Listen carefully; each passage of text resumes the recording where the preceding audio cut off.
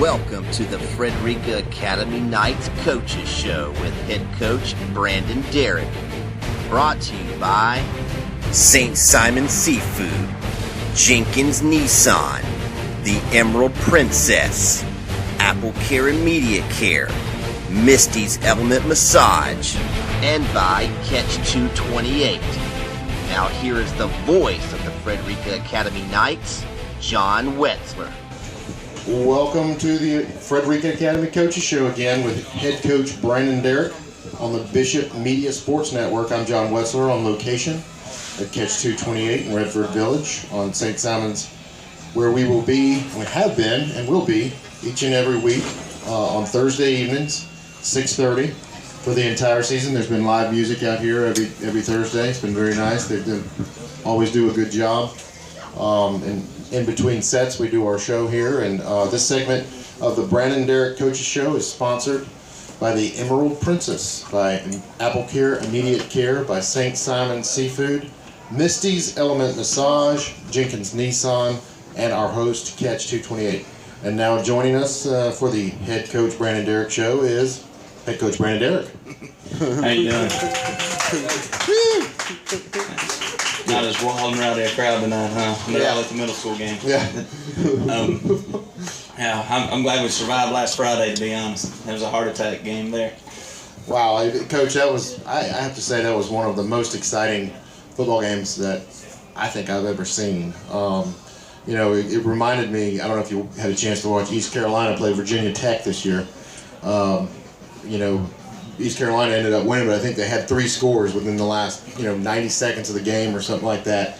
And, it reminded me of that. It was just a back and forth and really well matched. And what are your thoughts? Well, that's kind of what happened. Everything happened in the last 4 minutes, it seemed like. We go in at halftime up 19-14, and then we miss a field goal with about 4 minutes to go or 5 minutes to go, and they drive the ball down and punch it in to go up 22-19.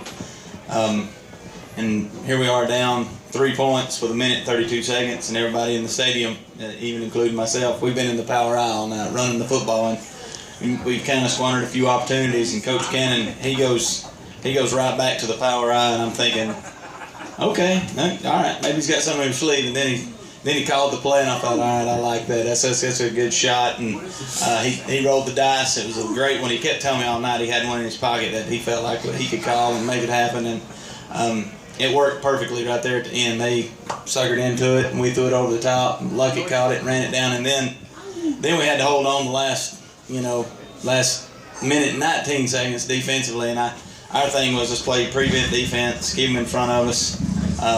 And we did a good job. We tagged them on the 10, 15-yard line right there at the end, let the clock run out. Kids kept them in front of us. I think defensively we gave up 300 yards of offense all night, and it was the last 2 drives we gave up 145 yards in the last 2 drives. Yeah. So, play 3 quarters and 8 minutes and only give up 155 yards. Did a pretty good job on defense. Yeah, and one thing, I don't know if you noticed it and were as puzzled as I was, they had, I think, 2 timeouts right there that last drive, and they let almost 20 seconds run off the clock. When they ended up down by the 15-yard line. Oh, yeah. Was there any reason for that? I wasn't going to yell at him and tell him to call timeout. I was just letting the clock run. I thought it was pretty fortuitous. Yeah. And then, he called the timeout. He had to call both of them back to back. Coach Cannon yelling at me to call a timeout after they break the huddle with 4 seconds to go, so we can see where they line up to make our adjustments. Yeah. I think the crowd was wondering, well, why does everybody keep calling timeouts? So it was kind of a chess match on that last few seconds. We were trying to get lined up right and get people in the right spot and make sure we had people underneath the receivers and do a few things. And it was a very intense game there in the last 2 minutes of real time of trying to make sure our kids knew what they were doing, where we were going to be, and how we needed to handle it. And our kids did a great job. Again, we faced a very athletic team. That team was very athletic. They were very big. They were fast. We have to play disciplined football, and our kids played disciplined football. And they executed well enough to pull it out, and they did a good job. Oh, they really did, and I thought it was probably the most altogether well-rounded, all-around performance of the season. Do you agree with that? We've had halves of football where we've been really good, either defensively or offensively, and And Friday night, we played about as consistent a football as we've played all season. Yeah. Well, this is the Frederica Academy Coaches Show with head coach Brandon Derrick on the Bishop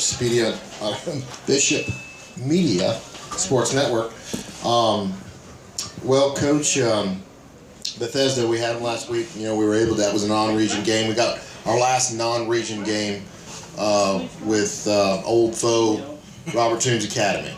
Yeah, what can you say? Yeah. We went from instant rivals in the first season to, you know, last year was the revenge game when we went back over to play them, and then for some crazy reason, Coach Smith and I got together and decided we're going to go to football camp with each other for a whole week and beat the crap out of each other and do that, and now we're all friends. So it is a very unique dynamic that's taken place in 2 years with Frederica Academy and Robert Toombs. This is more of a respect game, and I said that 2 or 3 times this week to people that, you know, we're playing each other out of respect for one another. We all survived a week of camp when we all dreaded it and come away from it, and now we're going to go over, and of course, you know, Robert Toombs, they bring everybody back they had primarily on that state championship team that year that they went to the state championship.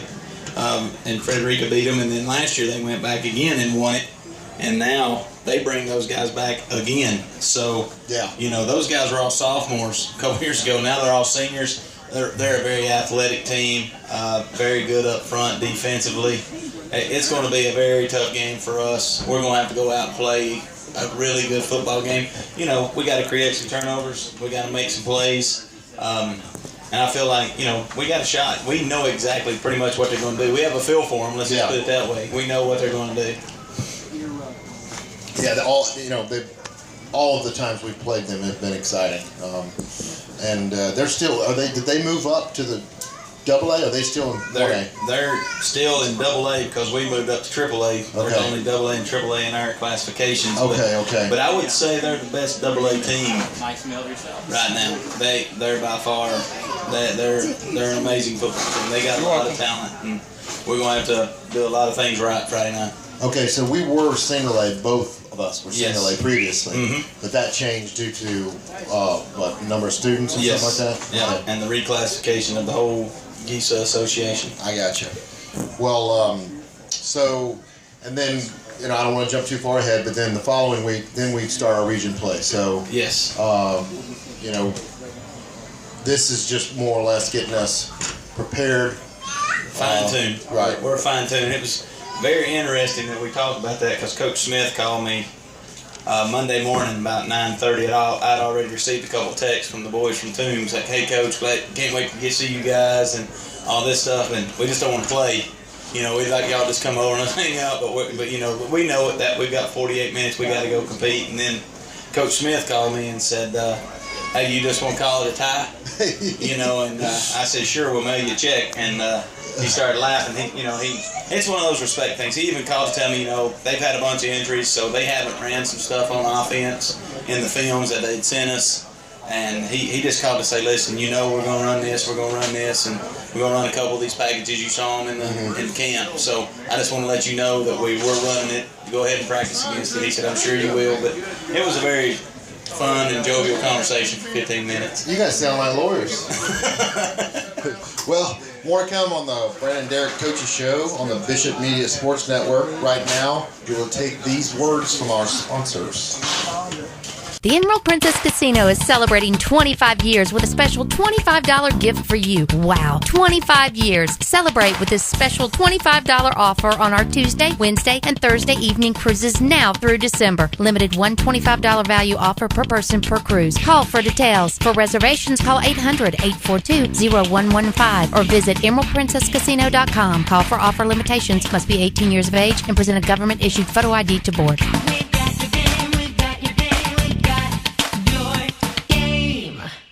I'm Jenkins Nissan. I'm Jenkins Nissan. I'm Jenkins Nissan. I'm Jenkins Nissan. I'm Jenkins Nissan. I'm Jenkins Nissan. I'm Jenkins Nissan. I'm Jenkins Nissan. I'm Jenkins Nissan. I'm Jenkins Nissan. I'm Jenkins Nissan. I am Jenkins Nissan. I'm Donnie Jenkins. We're all Jenkins Nissan, and together we want to show you just how easy buying and servicing your car should be. So please, stop by and experience the Jenkins Nissan difference. Look for the red and white Nissan tent at the corner of Chapel Crossing Road and the Spur, or visit us online at JenkinsNissanofBrunswick.com. Get affordable health care when you need it. At Apple Care Immediate Care, our team of compassionate healthcare providers is dedicated to treating each patient with the highest standard in healthcare. Located at 1111 Glencoe Parkway, Apple Care is open Monday through Friday, 7:30 a.m. to 7:30 p.m., Saturday, 8:30 a.m. to 5 p.m., and Sunday, 10 a.m. to 4 p.m. Apple Care welcomes all walk-ins from pediatric to adult ages and accepts most insurance plans. Visit us at applecaredoctors.com and like us on Facebook.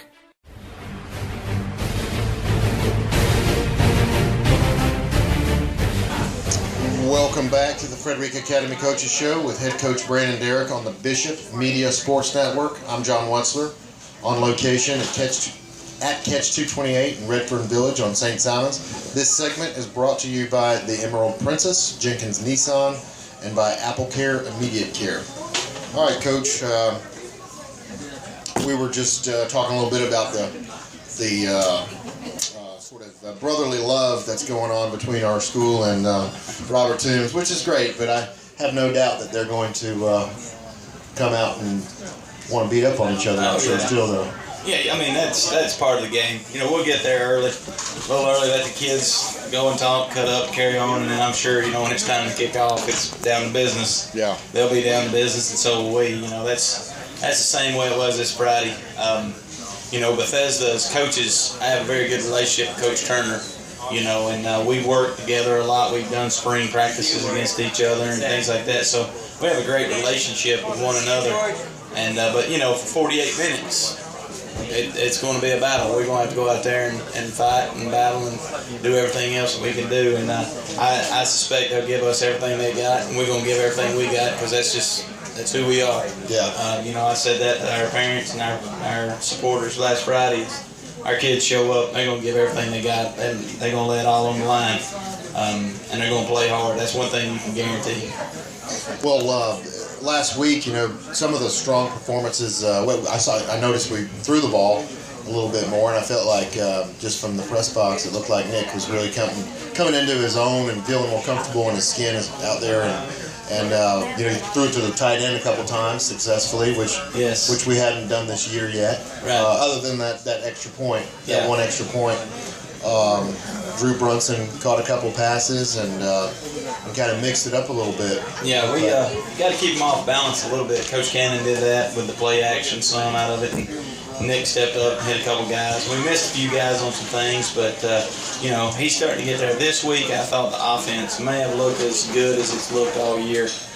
We've made a few little tweaks. Jake Clark from the high ankle sprain went out, so we had to move Alex Hicks to center, and we convinced Ty Gardner to come in and play guard, and Ty's really come in, accepted the responsibility, and man, our offense looked really, really solid this week. The guys are communicating. I think we're starting to figure our stuff out offensively right when we need to, right going into region and preparing for it that way. And so I see that offensively. Defensively, I don't know if defensively, it's about as vanilla as we get. Coach, I don't do much. We're not going to tweak it a whole lot. If you try to blitz, I hear people all the time, if you blitz, if we miss on the blitz, Rico's going to be gone. So we have to read and react, and our defense so far this year has done a great job reading and reacting. And our kids kind of are like, well, here we go, we're in 31 or we're in 11, we're running our same defense in our sky. And our defense is going to be, it's what we do defensively kind of goes off what they're lining up in on offense. Mm-hmm. So whatever they line up in, we make the corrections and do things. And our kids do a real good job with that. I kind of turn the secondary over to Hollis. He runs that. Brandon Blake gets the front four ready, and the other two linebackers. And I can't complain. Those two guys have done an outstanding job. I mean, Brandon's already got almost 30 solo tackles in 4 games, 14 assists. He's got 4 tackles for loss, quarterback sack. I mean, he's playing outstanding. And Hollis has got 19 solo tackles at the safety position. But, it sounds weird. It sounds like we're giving up a lot of long runs, but Hollis plays about 6 yards from the line of scrimmage. You might as well call him a linebacker too. So the way we do things on our defense is we're going to make people beat us over the top. And so far, knock on wood, they haven't been able to. And but we're going to put pressure on the ball with our read and react, and we're going to do things right. And our kids have done a great job doing it. You are listening to the Brandon Derrick Show on the Bishop Media Sports Network.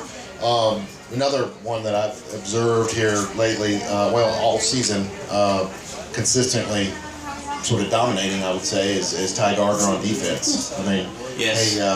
He really, he contains over there as good as anybody I've ever seen. Yeah, he has come into his own. Yeah. Ty has. He's accepted what we've asked him to do. He's dropped down. He was the defensive end. And, I said, Ty, I think you could help us more at defensive tackle, getting us that speed inside, getting in that A gap or B gap and moving. And Ty's hard to block. He's quick off the football, and he's really learned to get down the line, not get upfield, but get down the line, run down the line, make tackles. And, he's been our defensive player of the game for 2 weeks, and he's done a really solid job up front. Him and Dawson Covington have just excelled at those two spots. They kind of anchored it down in the middle, and then, of course, John Mitchell and Drew Brunson at the defensive ends have been pretty solid. John Mitchell didn't have as good a game as he wanted to last week, and I've seen him kind of crank it up, amp it up this week a little bit too. But, we're playing freshmen and sophomores, and, we're holding people to 15 points a game, 16 points a game, and we're not playing the competition anymore that they played in the past. Nothing against the DEAs, but they only have like maybe 16 kids and stuff. And we're playing teams that's got 35, 40 kids every night, and they roll out there, and we're playing athletic teams that do a lot of things. And we're not going to wear anybody down because we got more numbers. But we're having to play as hard as we can play with what we got, and our kids have done a real good job accepting their roles and taking responsibility in what they got to do and taking pride in it. And I'm very proud of that right now. Yeah,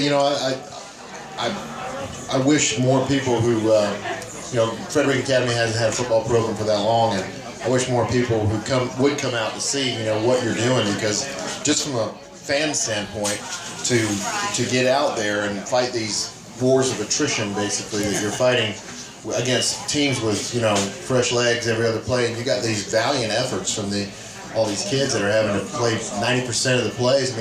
And you're still talking about it being up until finally this week. You're still talking about very hot weather.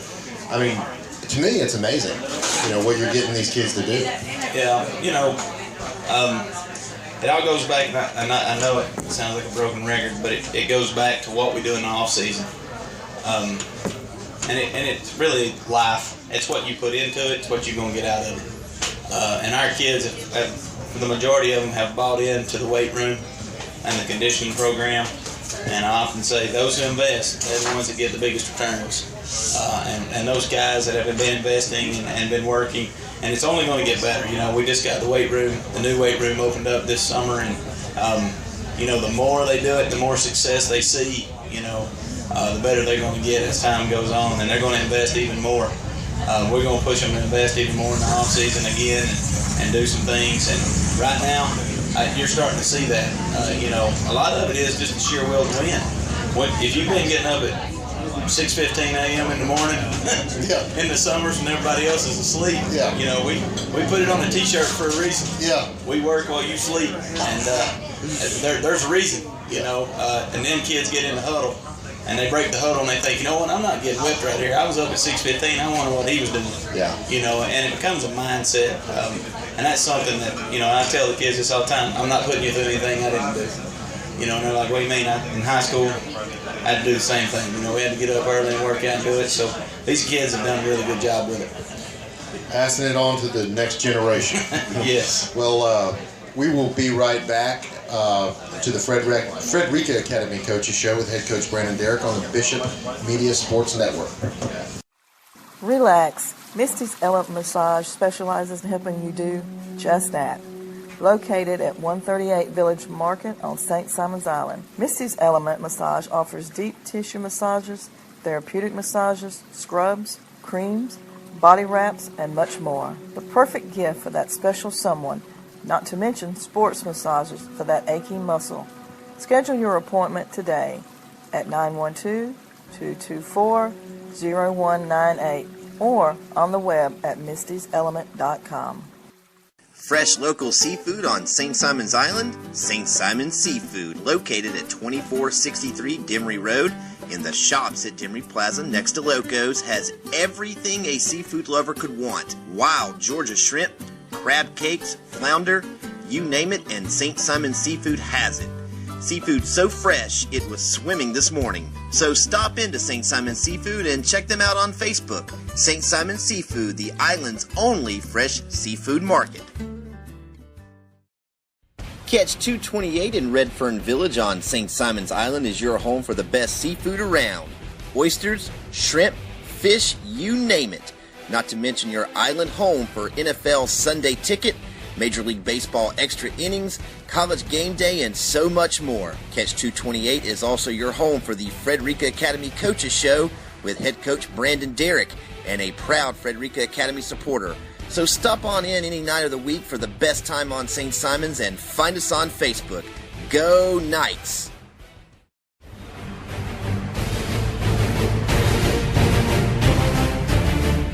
Welcome back to the Frederica Academy Knights Coaches Show with head coach Brandon Derrick on the Bishop Media Sports Network.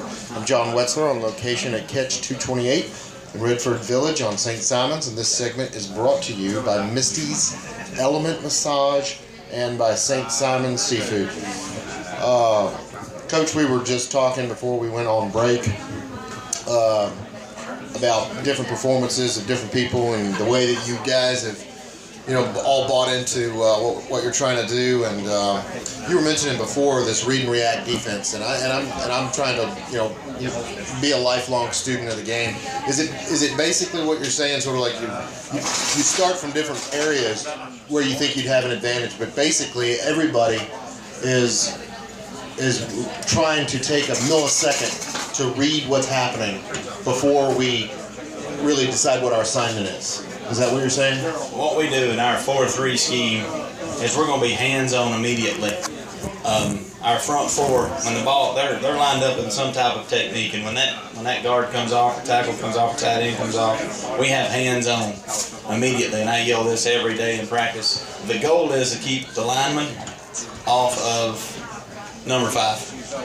We got to keep him off Brandon and let him move. And because that's the Mike linebacker. In a 4-3, the Mike linebacker scrapes from A to C gaps and makes plays. If you watch Georgia, that's the same thing they're going to try to do with Tennessee, and Tennessee's going to do the same thing with A.J. Johnson. He's going to be in the A gap, and trust me, he's going to be looking for Todd Gurley. Well, that's the same thing we try to do with Brandon. So it's almost like blocking on defense. It is. We try to keep them off of us, use our hands, read, and then we're going to react. And by that time, once we put hands on, squeeze, or we're wrong arming it, or whatever we do, then our linebackers are reading the guards to the fullback, and when those guards move and whatever they do signals what we're doing with the fullback. Our steps are going to mimic the fullback at that point, and we're going to fly to the ball and try to get there. So there's, I said a lot, kids laughed the first year when I talked about it. I used to say you have to read your keys. Mm-hmm. You have to read your keys, and then all of a sudden they started watching football on Saturday and Sunday, and all the guys that started talking about football said, well, you got to read your keys. Mm-hmm. You got to read your keys. Well, people watch football, and they yell at the TV,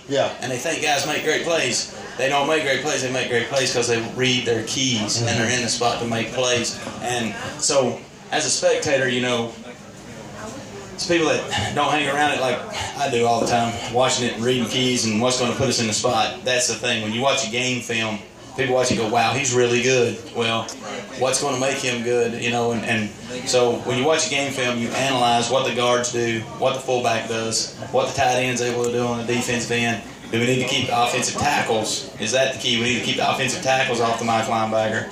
So when we go in and look at that kind of stuff, that's what I'm talking about by read and react. We're a hands-on, downhill football team, but we're not going to get upfield and create running lanes a whole lot. We squeeze. We want everything to kind of bounce and flow, and then break down and make the play. A yard gain is okay with me. 2 yards is okay with me. And after 3 plays, if you've only given up 2 yards on each one, it's 4th down and 4. Yeah. Odds are they're going to punt. Can't give up 3.5 yards. Right. But you can control and hold on to it and do that kind of stuff, and that's what we're trying to do. More or less, we teach football on a daily basis, and it's a struggle sometimes. But the kids have really done a good job this year defensively of understanding what we're talking about, reading keys and attacking shoulders, and that's in every position. It's not just the defensive line. Our secondary reads the offensive tackle or the tight end, and they're going to play the number 2 receiver, and our corners are reading number 1. So it's something that they just have to rep over and over and over again. Well, it sounds like, especially going up against some teams like Tift area and like Valwood, we were of course not only in the first half, really we really outplayed them. The first half, and this is probably the premier team in all of the GISA. And when you talk about that read and react and the way your defensive line doesn't overcommit, but they're basically taking their time to let the play develop.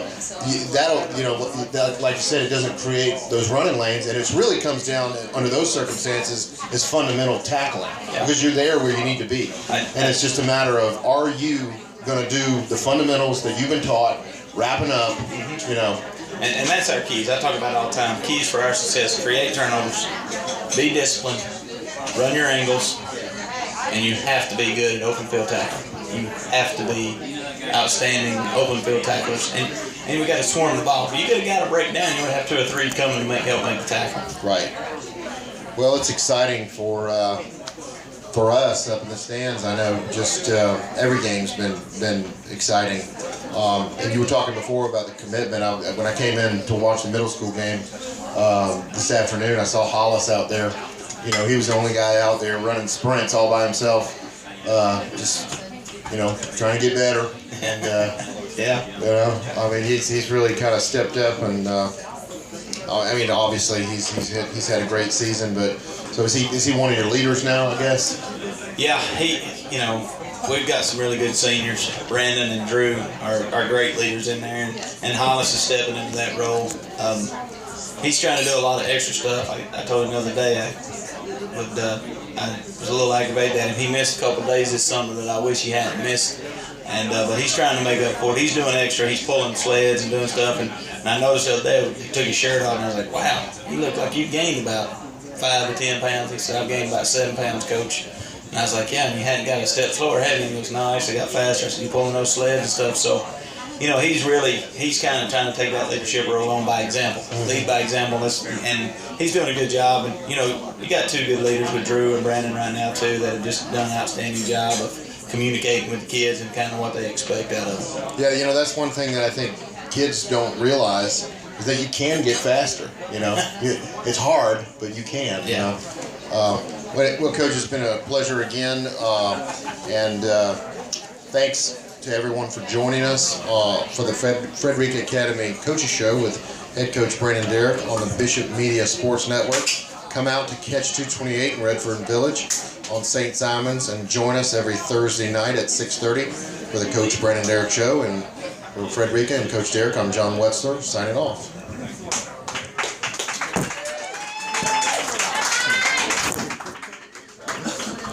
28-0 now. Oh, yeah? Yeah. That's probably why We're walking the dog now. That's probably why Myra